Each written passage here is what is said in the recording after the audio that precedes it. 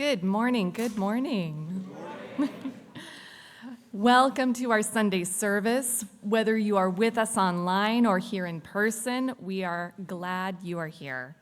I'm Courtney O'Neill, serving as worship associate for today's service. Our Soul Matters theme for September is invitation, and on that theme, Reverend Lucy Bunch will be preaching about missionaries. Now, if you'd like to know what's happening in the service today or to follow the music in the service, copies of the order of service are on the back table by the doors, or you can click the link in our Zoom chat. The blue sheet, does anyone have a blue sheet? They can wave. Thank you. The blue sheet weekly calendar of activities is also on the back table, and it's also online. If you are new to UUSS, we extend a special welcome to the service. Please fill out a newcomer's card, either using the link on our website or at the welcome table after the service so that we can connect with you. In the summer, we send out a bi-weekly message by email. Here's a reminder of some important things going on. Our 2024 service auction, the Fall Flamingle, is gearing up. This happy hour style event will be on Saturday, November 9th from 4 to 6 p.m. There will be sips and small bites, a live auction with fund a need, and theme baskets and 50-50 cash raffles. Childcare will be provided, and tickets go on sale October 6th. The online silent auction goes live October 26th. You will be able to bid on outings, themed dinners, and services offered by the members of our community. Donations of auction items and raffle baskets are being accepted now. So please visit the Flamingo table. You can't miss it. It is the one in all pink during the coffee hour to learn more. Our new men's group, we have a new men's group, everyone. Our new men's group is meeting and holding its first meet and greet today. Come over to room 12 at 12 noon. Meet other men and find out about this new group. Could our co-leaders, Michael Feliciano and Sean Fountain, are either of you here? They will be here. They will. You know where they'll be? They'll be in room 12 at noon, so you can go over and see them. Reverend Roger is holding a communion ritual today in the spirit of Jesus of Nazareth and his ministry of inclusion, justice, and love. You do not have to be Christian to participate, and all are welcome. Today at 2 o'clock, come to the UUSS library. The refugee support team is holding a concert of world music as a fundraiser to support our Afghan refugees. 2 weeks from today, at 2 p.m. You can stop by their table today to find out more about this event. They also have a list of supplies needed by the parents and children for the cold weather months. UU the Vote is still sending postcards to voters. Next Sunday after service, bring a soup, because it will be Soup Sunday, to a session to learn all about the propositions on our ballots. Today, after the service on Zoom, we will have 22 minutes of conversation in smaller breakout rooms for those at home. And now, please, check your cell phone to ensure that it is on silent mode and that all alarms are off. We do this to assist everyone to be more present and mindful. And of course, if a neighbor's phone goes off during the service, offer to help them take care of it. This is just one of the many ways that we try to be a caring community. And now we will have music for centering.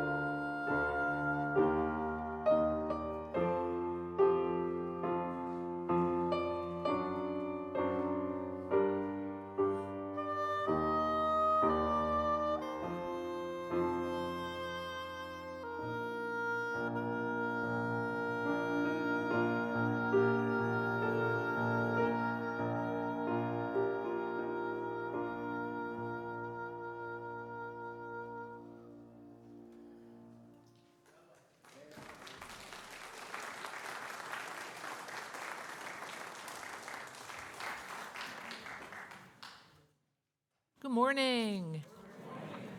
Thank you for being here this morning. As Courtney mentioned, our Soul Matters theme for the month of September is invitation, and I offer these words for our chalice lighting from the Reverend Gretchen Haley in the spirit of invitation. In a world that feeds on moral outrage, we are here to cultivate moral courage. In a time that prizes picking sides, we gather to draw a wider circle. And in a culture that teaches us to get for what we give and asks, what's in it for me? We come to practice generosity. We are all in this together. In the midst of life's bitterness, we choose to sing, to give thanks, to laugh together, to be keepers of beauty, to offer a place of belonging for all who come in gladness and in pain, to resist the push to the next moment and the next, to slow down, to breathe more deeply, to feel a part of something greater. For this hour and in this space, let us be the change we wish to see. Come, let us worship together.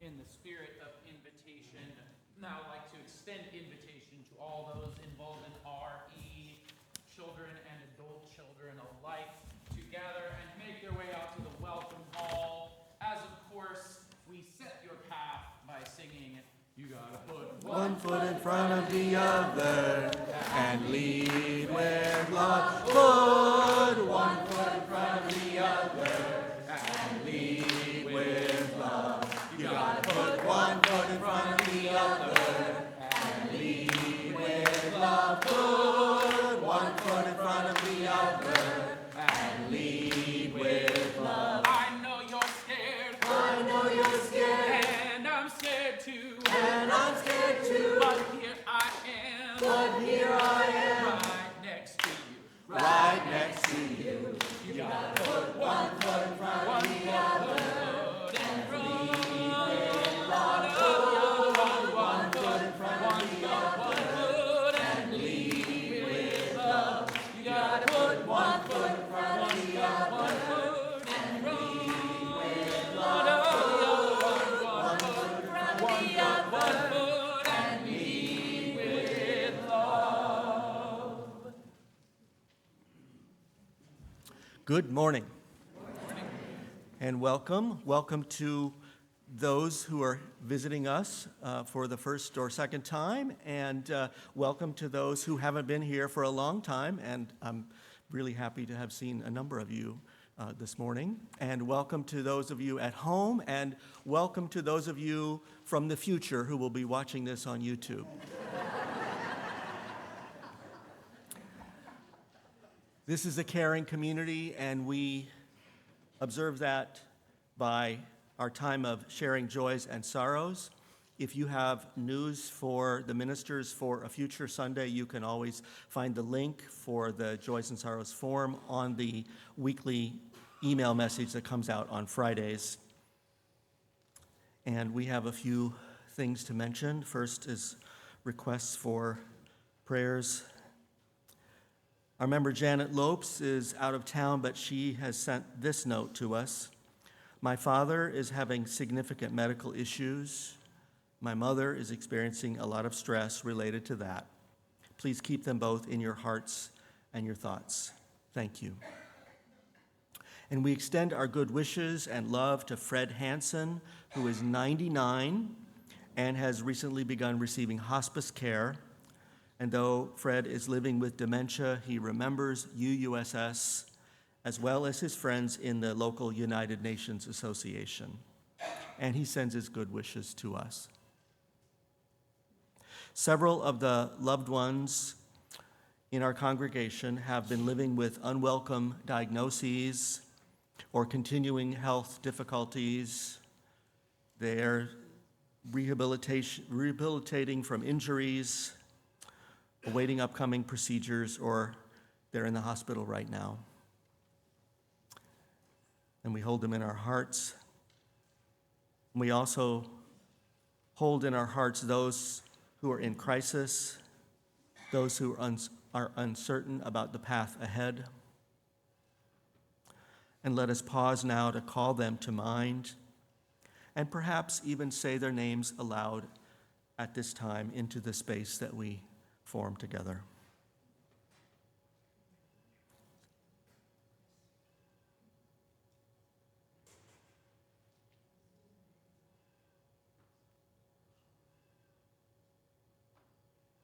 And to them we say, may you know that we hold you in love and care.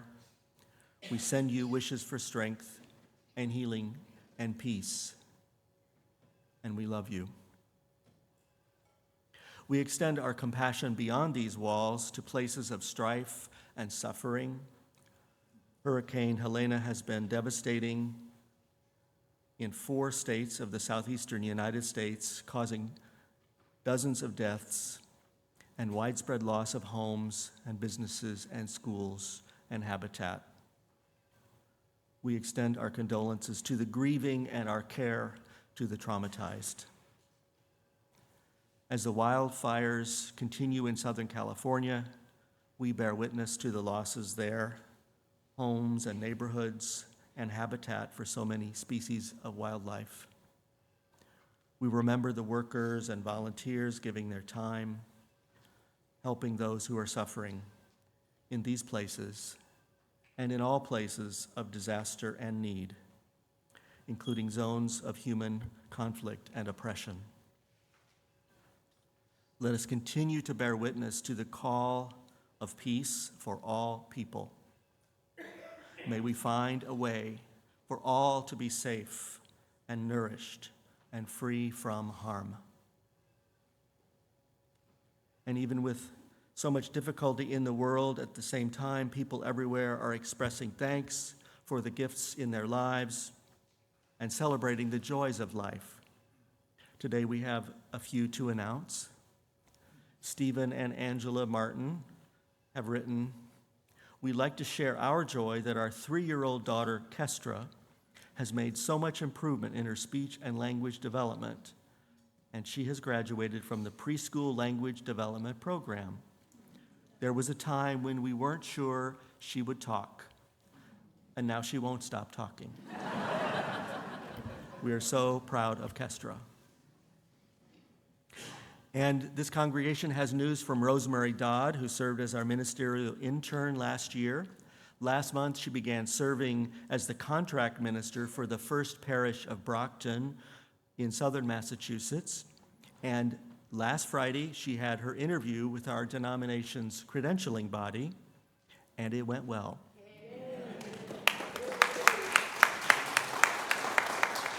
And what that means is that Rosemary has been granted preliminary fellowship as a minister by the Unitarian Universalist Association. And she sends her greetings, and we send our blessings to her on this big milestone.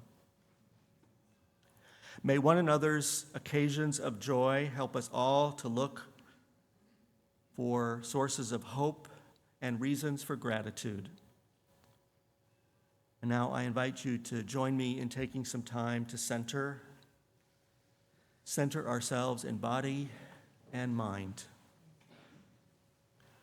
Relax your eyes, whether open or closed. And wherever you may be, notice where you are, where you're sitting, or reclining, or standing. Notice the contact your body is making with the floor or the furniture, which sustains you in this moment. And now let us breathe in as deeply as we're comfortable doing. And as we breathe in, let the in-breaths naturally roll over into the out-breath. And at the end of every out-breath, our breathing naturally pauses and then returns to an in-breath. And now, as we continue to notice our breathing, let us receive these words of prayer and hope O Spirit of life and love, sustain us on this day and in the days to come. Bless all those whom we remember at this time, all those we are holding in our hearts. Grant us patience and serenity when we need it. Help us to keep our hearts open. Help us to bear witness to the need for peace and liberation for so many members of our human family in so many places around this world, and give us the courage to not turn away. May we remember that we are connected here in this community and beyond. Remember that we are held in the web of life which connects all beings, and help us to notice reasons for gratitude every day. Enliven us to the ordinary miracle of being alive. So may it be. Blessed be, and amen. And now let us pause for a few moments together for our private contemplations.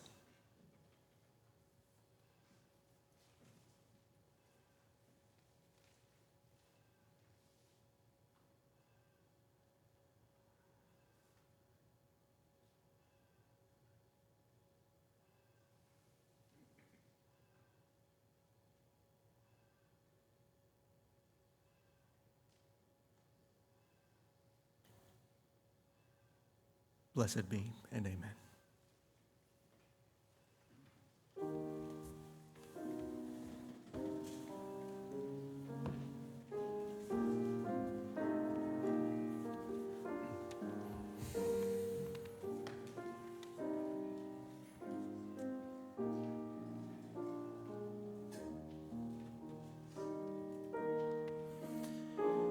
In the midst of our own personal, internal, and global turmoils, we seek peace as we sing Winds Be Still, 83.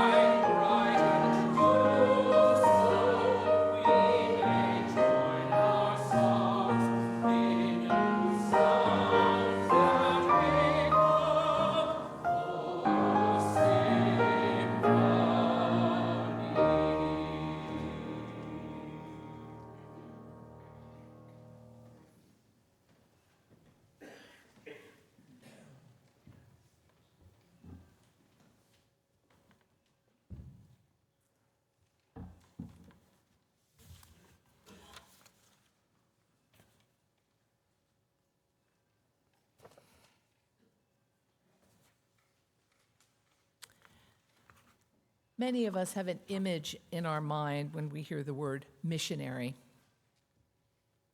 Is it the Mormon young men in the white shirts and ties riding their bicycles down the street?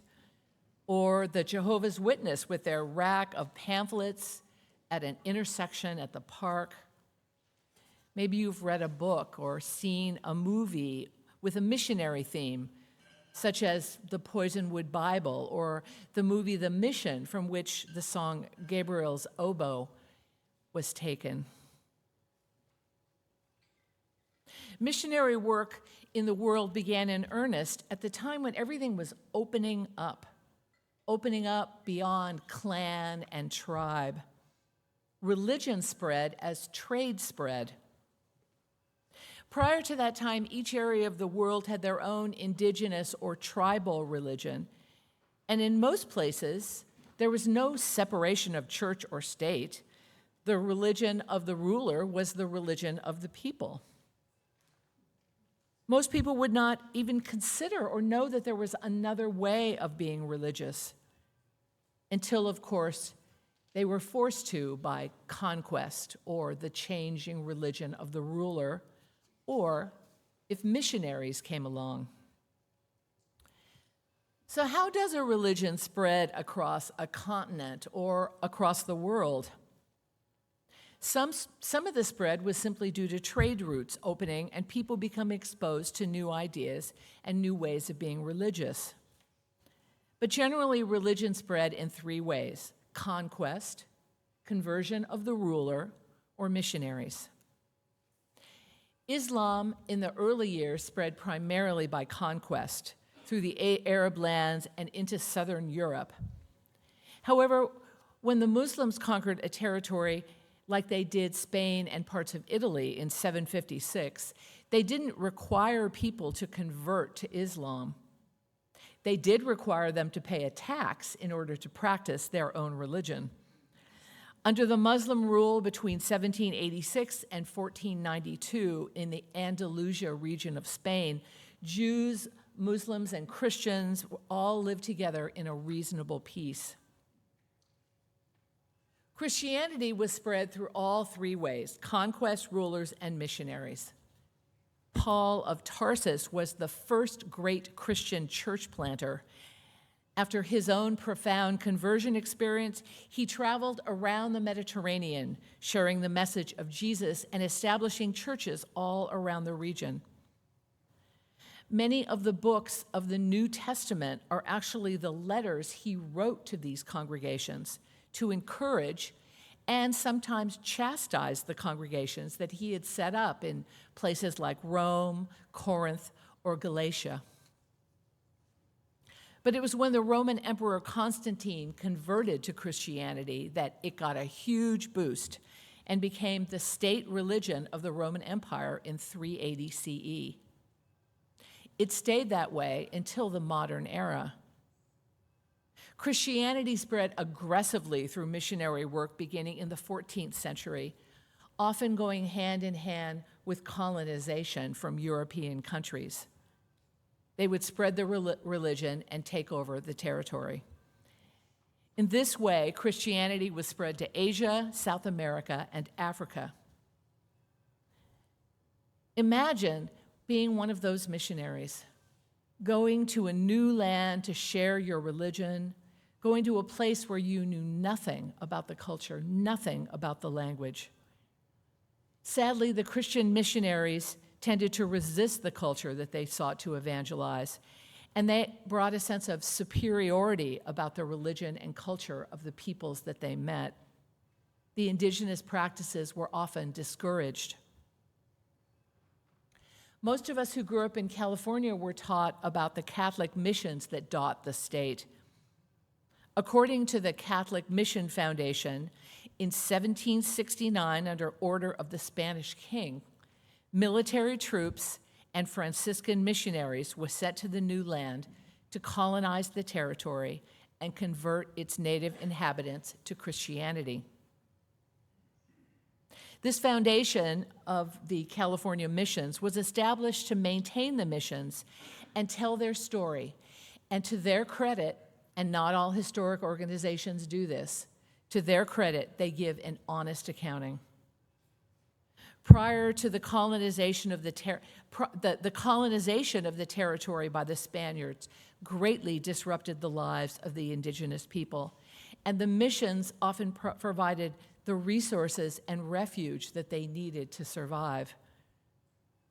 According to the foundation, the mission system was highly coercive, and once the California natives entered the community, they were expected to live in the ways that the padres and military officials deemed acceptable. Missionaries discouraged the aspects of Native American religion and culture, and those who entered the mission communities through baptism were not allowed to leave without permission. They were expected to work to support the mission. Many died from imported diseases to which they had no immunity. Our own denominations, both the Unitarian side of our ancestry and the Universalist, engaged in missionary work during the late 19th century with missions to both India and Japan. Though we didn't oppress or enslave people, our motives had no more humility than other Christian organizations.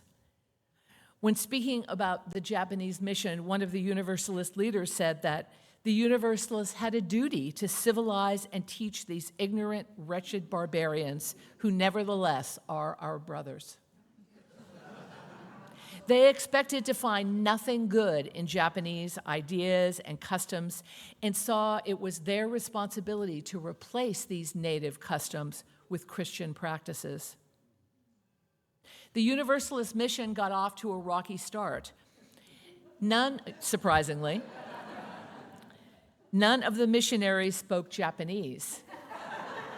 They relied on translators, and the translators had a huge challenge because there were no words in Japanese that could translate Universalist theology effectively. Other Christian denominations shunned the Universalists because they felt like the Universalists were not Christian, because they believed in universal salvation. The Universalist mission to Japan lasted 40 years and countless dollars, and one church now remains in Tokyo. Buddhism gives us another model, a model that did not rely on conquest or conversion of rulers to expand. Buddhism is the earliest of the major world religions, emerging from Hinduism in around 528 BCE with the enlightenment of the Buddha and the establishment of the Sangha, the community of monks and nuns that grounded the faith in place. Buddhists were also likely to be the first one to use church planting to expand their adherents. A charismatic Buddhist leader would go into a new area, bring some monks and nuns with him, and establish a monastery. There, they would invite people into the community to create this Sangha, a community that included lay people as well as the monks and the nuns. And the Sangha often served the community in secular ways, such as with education or help with food and other needs. Rulers appreciated Buddhism because it focused on virtuous living and individual morality. The ordinary citizens loved Buddhism because it gave them a community and helped them expand their spirituality and advance their education. From the beginning, these monasteries were funded entirely by donations, large and small. As Buddhism spread outside India and further into South and East Asia, they encountered cultures that were significantly different, and they accommodated them. People could engage with Buddhist practices and concepts without giving up their indigenous religion.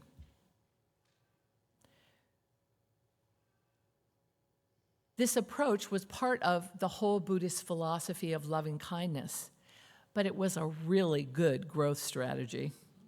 Over the centuries, as Buddhism traveled east, several distinct branches of thought emerged.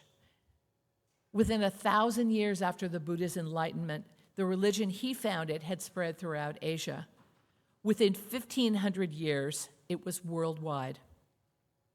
Their missionary approach was consistent with their values: no coercion, respecting and adapting to local culture, offering love and kindness and the gifts of enlightenment that the Buddha found and taught. Stay tuned for part 2.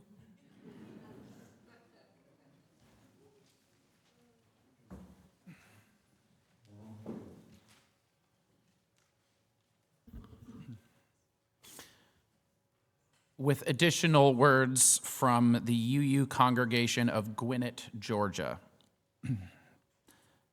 First, the text. Would you harbor me? Would I harbor you? Would you harbor a Christian, a Muslim, a Jew, a heretic, convict, or spy? Would you harbor a runaway woman or child, a poet, a prophet, a king? Would you harbor an exile or a refugee or a person living with AIDS?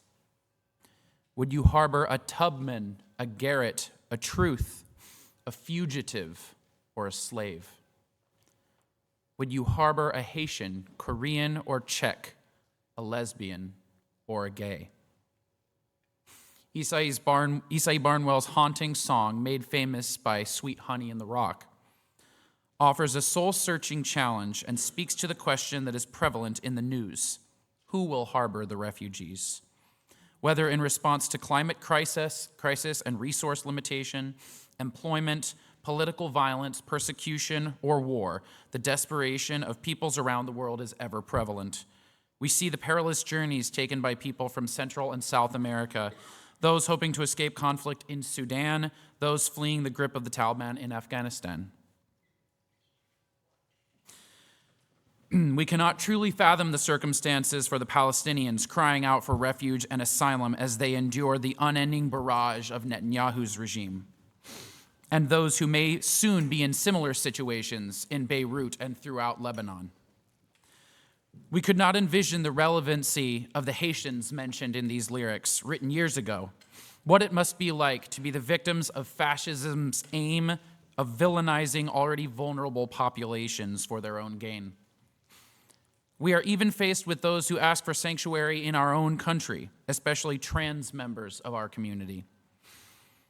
There are people ready to respond to the need to provide shelter for people coming to our shores seeking safe harbor. And a deep foundation of fear has developed in this country that seems to be preventing us from opening our doors to those in need. People of good hearts, people of good faith, people who stand on the side or answer the call of love, need to respond to this fear with the courage of their convictions. Conquering our fears requires consistent spiritual practice.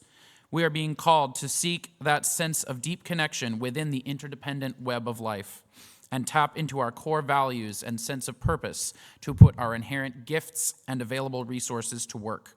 How will Americans and our local communities, you or I, respond? From what will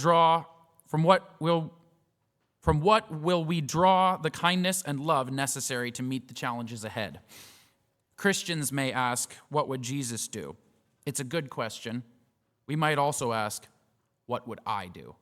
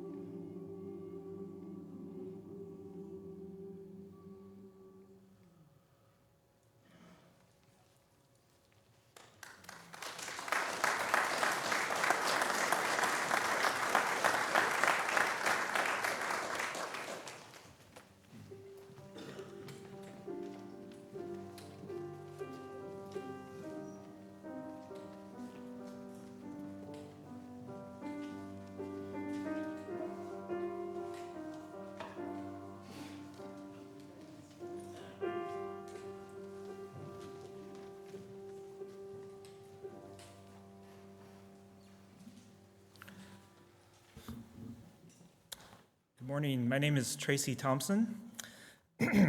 I spent that's the wrong, start on the right page. Thank you. I completed a 2-year mission for the Church of Jesus Christ of Latter-day Saints, the mainstream sect of Mormonism. The LDS Church states that missionary service is a priesthood responsibility for all young men and that each missionary assignment is guided by revelation so that it is suited to the missionary and the needs of God's children. Slow down? Okay, I'll slow down. Don't want to take up too much of my time, but okay. Oh, yeah, okay, all right. Needs of God's children. For me, then, growing up in the LDS Church meant there was never a question of whether I would serve a mission, only planning and preparation for that inevitable event. The letter from the church signed by the prophet himself assigned me to the Paraguay Asuncion mission. According to the letter, I was an official representative of the LDS Church, expected to devote all my time and attention to serving the Lord and leaving behind all other personal affairs. I was promised that I would become an effective advocate and messenger of the truth. These were high expectations, especially for a 19-year-old, but I was ready to go. My family and I were prepared for the financial and emotional sacrifices. LDS missionaries do not receive a salary and are responsible for funding their own missions. I would be able to write and receive letters, but I was only allowed to phone home for a few hours at Christmas and Mother's Day. Sorry for the fathers, they don't get the phone call. I had grown up reading the scriptures and learning about God and Jesus. I was taught that the LDS Church was the only true church on earth led by modern-day prophets and apostles. I had wonderful spiritual experiences with family and friends. The Mormon religion I faithfully practiced, and it didn't just work, it was the truth. I wanted to share what I knew to be true so that everyone could experience what Mormonism had to offer. I spent 2 months at the Missionary Training Center in Utah. At the MTC, I was trained in missionary practices and strategies, learned how to teach Christian principles in Spanish, and received a daily dose of rhetoric about how we were all called by God to proclaim the true gospel of Jesus Christ to the world. But what the MTC didn't teach me about or prepare me for were the Paraguayan people themselves. Their native language, which is Guarani, the indigenous language, their culture, and the history that had influenced that culture.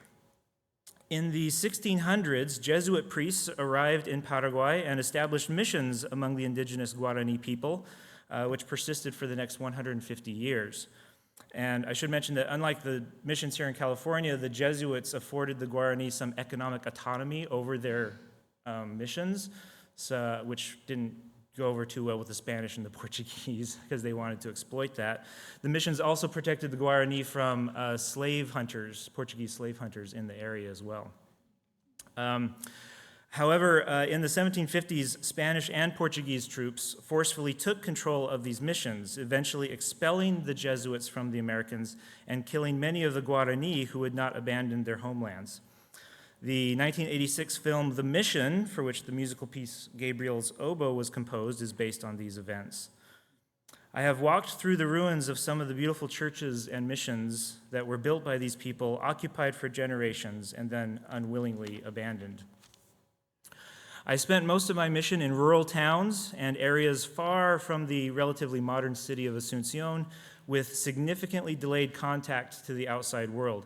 It took mail 3 weeks to reach me from the United States.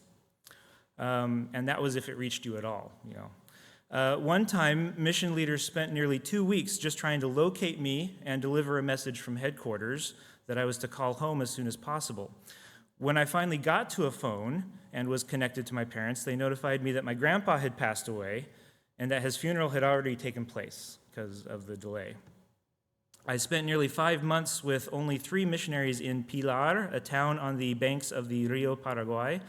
The nearest missionaries to us were a 4-hour bus ride away, and I intensely felt the isolation there in Pilar on September 11th, 2001, when the Twin Towers fell in New York City. Every few months or so, I would contract a fever that would just come out of nowhere and leave me bedridden for a few days.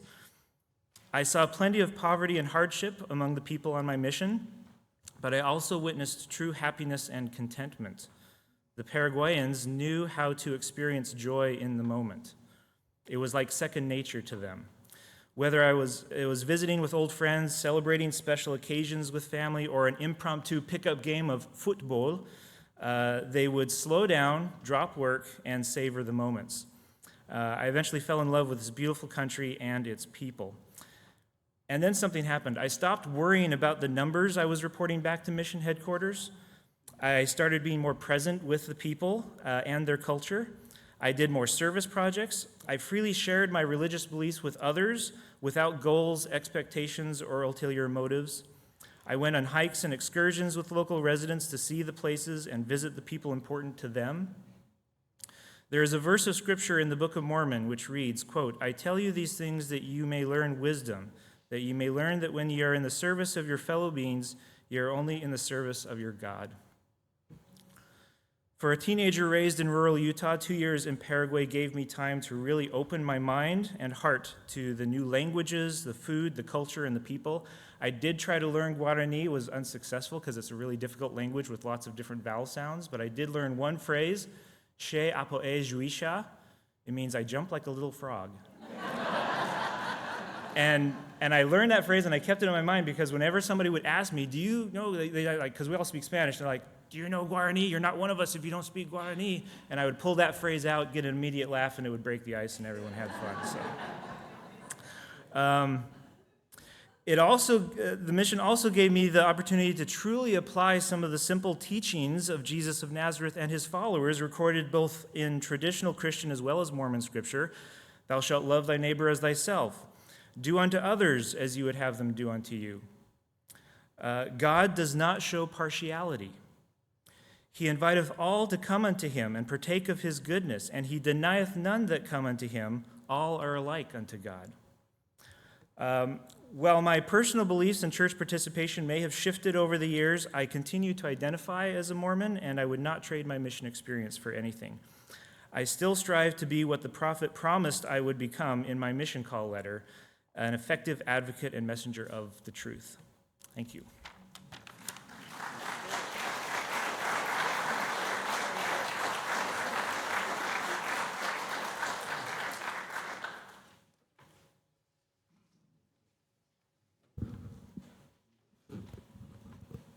Thank you, Tracy. Our congregation's mission statement says, "We come together to deepen our lives and be a force for healing in the world." We live out this mission in many ways, including by the practice of generosity. We give 1/2 of every Sunday offering to a local organization working to heal the world. Our community partner for this month is the River City Food Bank. Every weekday, River City Food Bank provides fresh, healthy food with choices reflecting local cultural diversity of this area. It provides emergency food and non-food items at its locations in Midtown and here in Arden Arcade, serving lifelong Sacramento residents, as well as new immigrants and refugees, to the working poor and those living on the streets. To address childhood hunger, it also provides healthy snacks to schools. It helps families to enroll in the CalFresh program for assistance. It assists those who are unhoused and those who are barely hanging on. Thank you for your generosity to UUSS and to our community partner. On the slide and in the chat on Zoom, you can see how you can contribute electronically or by mailing a check here to UUSS. You can even text your donation from your seat.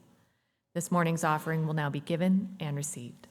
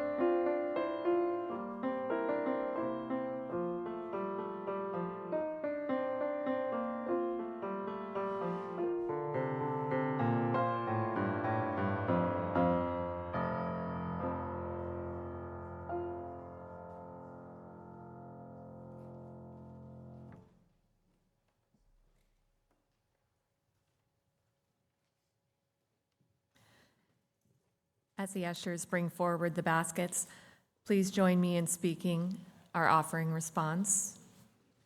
May generosity bless our world, and may gratitude nourish our spirits.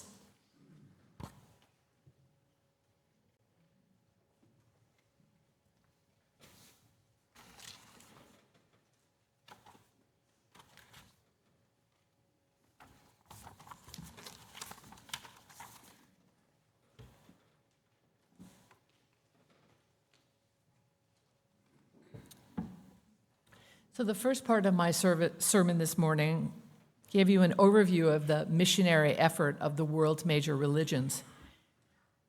I'm imagining that some of us have negative feelings about missionaries, and the history does justify some of those feelings, but it's not the whole story. So in this part of my sermon, I want to zoom in from the large scale of the missionary efforts to the individual scale. Every mission, no matter how big or how small, involves one-on-one contact.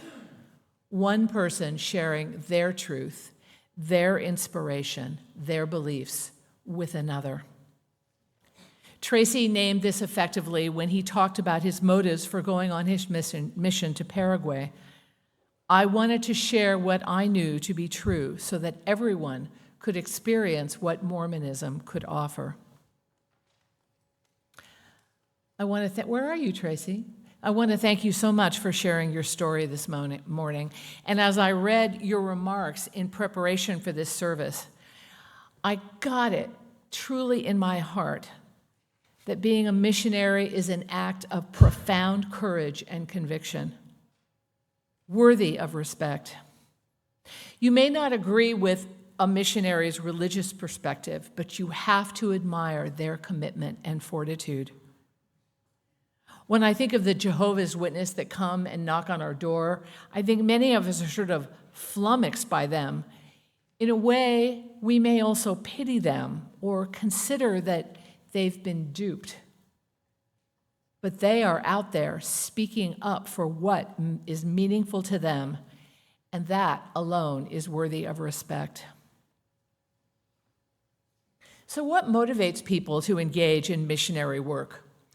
Generally, I would say it's their commitment to the beliefs that have made a difference in their life and their desire to share those ideas with others so that the others can have the same experience. Now, each of us can likely relate to this, right? You go to a great restaurant, you see a fabulous movie, a life-changing book, you want to tell people about it. You want people to have an experience like you had. I have to add a little story in here about a missionary in our own congregation. Courtney's son, Charlie. Those of you who remember my octopus service may remember his impassioned reflection on the power of the octopus. So Mormon missionaries knocked on their door, and before Courtney could get up and deal with it, Charlie had already gone to the door, invited them in, and told them all about the amazing octopus.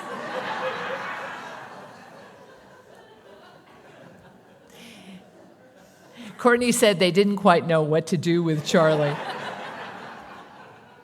Now there's a missionary. But other than Charlie, I want to share with you the stories of two individuals whose whole lives were committed to sharing their good news. The first comes from our own religious heritage, the Universalist. The Universalists were missionaries of a radical idea at a time of great religious fervor. Their idea was that a truly loving God would not send anyone to hell. Now, it seems like a simple idea in our culture right now, but the prevailing ideas about God in the 17th and 18th century were that humans were depraved, and only a select would go to heaven, and only God knew who those chosen people were. But our Universalist forebears spoke out boldly and loudly that God was a loving God and all were saved. Sounds like that was a very heretical idea at the time. Universalist circuit riders would travel from town to town, bringing this message, preaching wherever they could.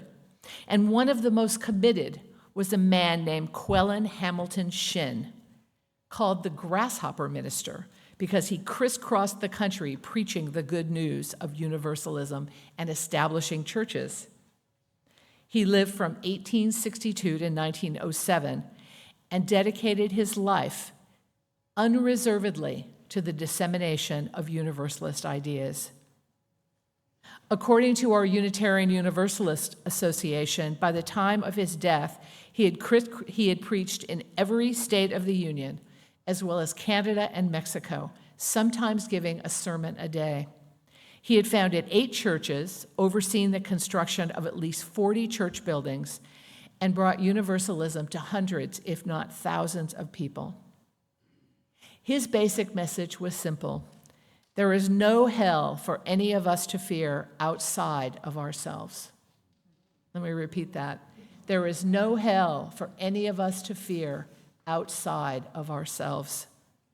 Shin was so enthusiastic to his mission that when he experienced an unresponsive audience, his reaction was not discouragement, but puzzlement. He couldn't understand why people would not want to convert to this glorious faith. Now, I want to mention one other missionary, someone who personifies this missionary commitment, and his name is Peter Ottolini, a Pentecostal evangelist in the 20th century. He was an Italian immigrant to the U.S. and experienced the Holy Spirit, that's what Pentecostalists say, in such a profound way that he became a tireless evangelist for decades.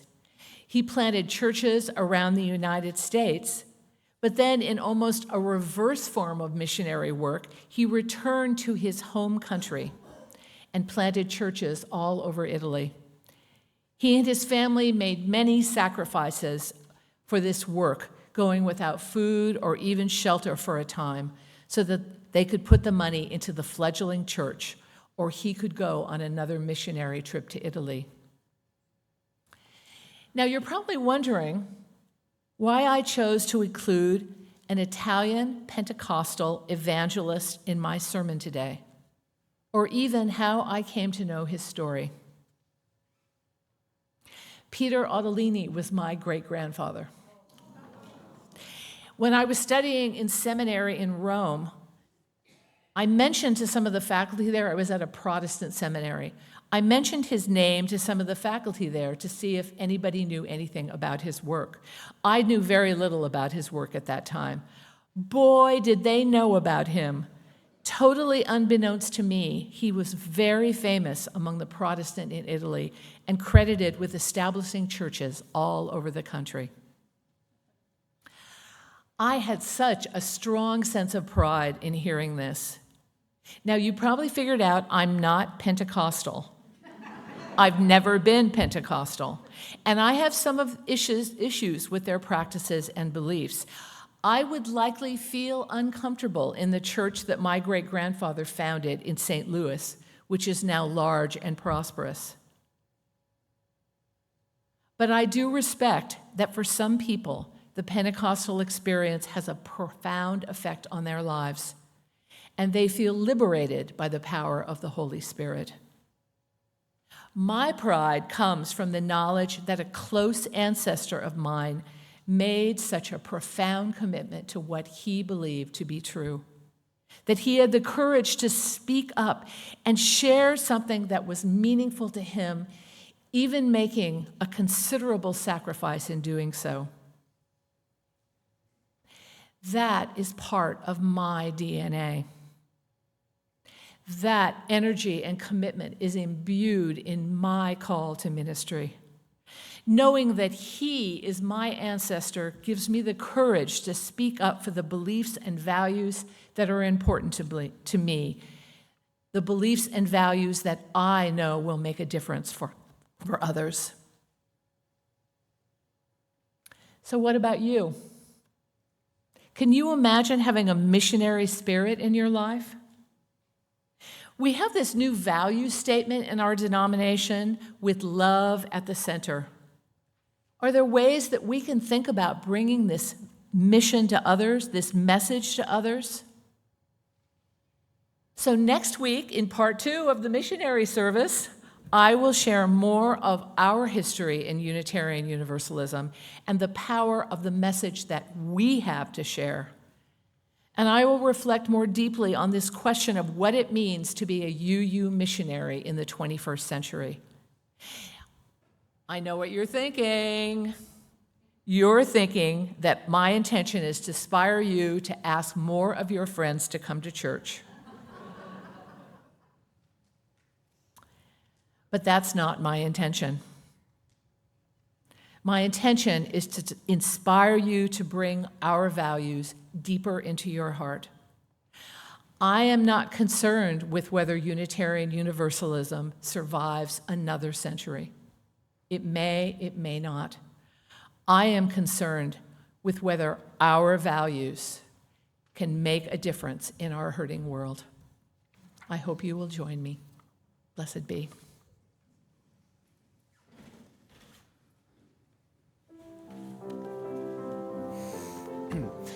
As we seek that connection of our values in our own communities and around the world, we'll build a land and then we'll go to that land.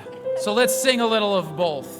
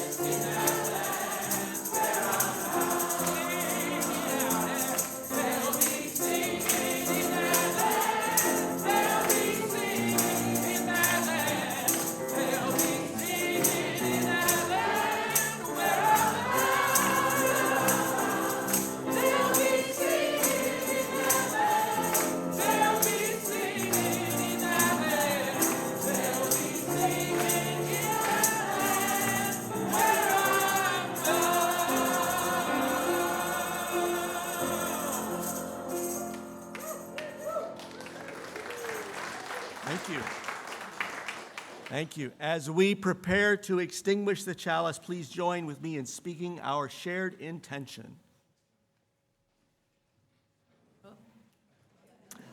We extinguish this flame, but we carry the light, love, and commitment of this gathering into the days to come. Let's reach out. Let's reach out to each other. Let's reach out to our community, to our world.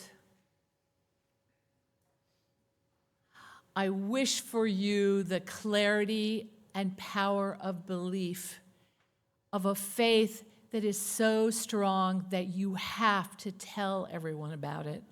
I wish for you a deeper engagement in what matters to you and the courage to speak out from your heart and from your life. May it be so. Blessed be.